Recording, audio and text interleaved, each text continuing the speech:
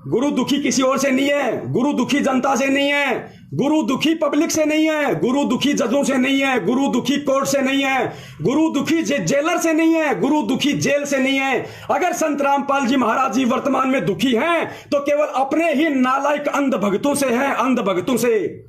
अरे सतनाम लेने के लिए 4-4 तारीख तुम इशार में करते हो। पहली बात तो ये नाम देने के अधिकारी नहीं। इन गधों ने संत रामपाल जी महाराज जी के आड़ में जगह जगह दुकानें खोल दी, फर्जी नामदान केंद्र खोल दिए।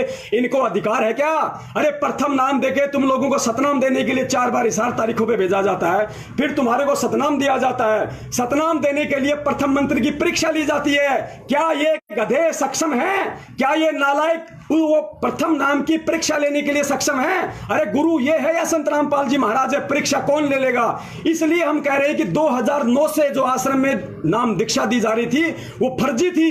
सतलोक आश्रम बरवाड़ा में 2009 से नाम दीक्षा दी जा रही थी गुरु जी के रहते सहते, वो फर्जी थी क्योंकि इन लोगों ने मनमाना आचरण कर रखा था। गुरु के आदेशों को नहीं मानते थे ये लोग। अब बहुत सारे भगत कुत्ते की तरह भौंकने लगेंगे कि वहां तो गुरु जी खुद थे आश्रम में।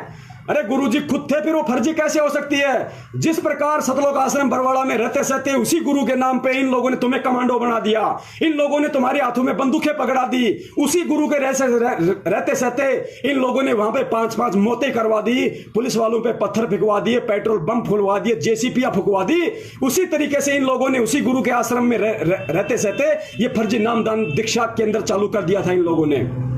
ये गुरु को आदेश नहीं, ये गुरु को इन लोगों ने सलाह दी थी। और गुरु को अच्छे से पता है क्योंकि गुरु का तो काल भगवान के साथ वचन है। फिर भी परमात्मा ने दया करी। जो आत्माएं वहां से 2009 में नाम दीक्षा लिया करती थी, परमेश्वर उनको आशीर्वाद दे दिया करते थे। क्योंकि जैसे ही हमने नाम दीक्षा ले लिया आश्रम में 2009 से 2014 तक, उसके बाद अपना फार्म लेके हम गुरु जी के पास जाते थे दर्शनों के लिए, तो गुरु जी अपना हाथ रख देते थे सिर पे। और हाथ रखने के बाद अगर वो नाम फर्जी है तो परमात्मा की दया से वो सुचारू हो जाता था, वो सही हो जाता था। लेकिन आज क्या हो रहा है? सरासर पाखंड फैलाया जा रहा है। जो संत इस ज्ञान से, इस भक्ति मार्ग से दुनिया से पाखंड दूर करने के लिए आया है, उसके नाम पे आज पाखंड फैलाया जा रहा है। और सबसे बड़े सहयोगी उस पाखंड में तुम बन रहे हो। इसके अलावा ये जितने भी वकील हैं, ये सतलोक आश्रम मैनेजमेंट हरियाणा ने अपने बचाव के लिए जितने भी वकील कर रखे हैं, ये सारे के सारे ढोंगी हैं, पाखंडी हैं, पैसों के लिए लगे हुए हैं। मैं पवन दास जयपुर वाला अपने सतगुरुदेव जी के चरणों के सौगंध खाकर कितनी बार एपी सिंह वकील, जो अपने आप को धुरंधर वकील कहता है, सुप्रीम कोर्ट का वकील कहता है, जिसके आगे अच्छे अच्छे डांस करते हैं, ये दास उसको डांस करवा सकता है।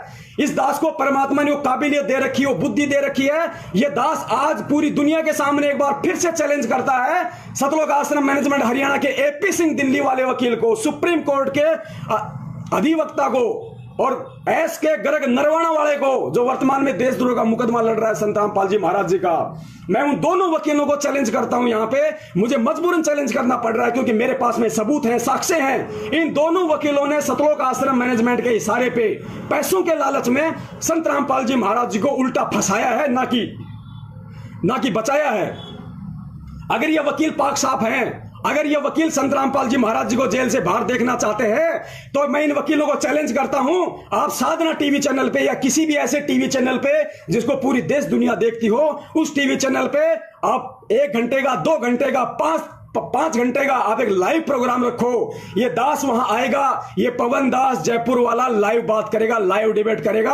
अगर तुम लोगों की वकालत ना छुड़वा दी, तुम लोगों के लाइसेंस फेल ना करवा दिए, जिस तरीके से तुम लोगों ने सतलोक आश्रम मैनेजमेंट के गुलाम बनकर, उनके पैसों के गुलाम बनकर तुम लोगों ने जिस कदर प्रशासन को मूर्ख बनाया है, हरियाणा सरकार को मूर्ख बनाया, जजों को, कोर्ट को मजाक बनाया तुम लोगों ने, उल्टे सबूत पेश कर करके, उल्टी दलीलें दे देकर तुम लोगों ने वो सबूत नहीं रखे जिन सबूत संत रामपाल जी महाराज जी बोल रहे हैं। अरे संत रामपाल जी महाराज जी पूरी दुनिया के सामने जब बरवाला कांड के समय गए पुलिस के साथ, तो मीडिया के सामने उन्होंने कहा था कि ये राष्ट्रीय समाज सेवा समिति मेरी नहीं है। भगत जी वीडियो निकालो। ये राष्ट्रीय समाज सेवा समिति मेरी नहीं है, ये जितने भी लोग कमांडो बने हुए ये मेरे नहीं हैं, और मुझे आश्रम के अंदर बंधक बना के रखा हुआ था। देखिए, सुनिए आप।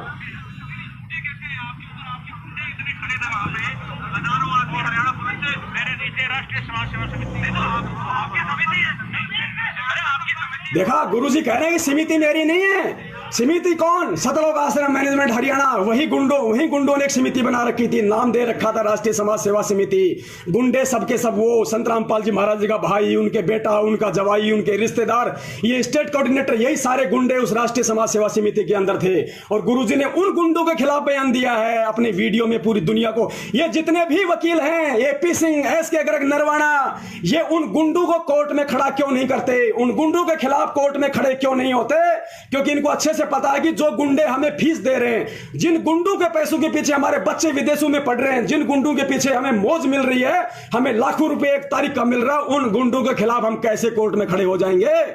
पुण्यात्माओं, ये सबके सब षड्यंत्रकारी हैं, काल के दूत हैं। इनको संत और भक्ति, भगवान, ज्ञान से कोई मतलब नहीं है। आप लोगों के कंधे पर बंदूक रखकर गुरु को बदनाम किया जा रहा है, कहीं लेट ना हो जाए। ध्यान रखना पुण्यात्माओं, पानी अगर सर से ऊपर निकल गया, गुरु का कोई कुछ नहीं बिगाड़ पाएगा। गधे कुत्ते हम बने फिरेंगे, यहाँ पे गधे कुत्ते हम बने फिरेंगे।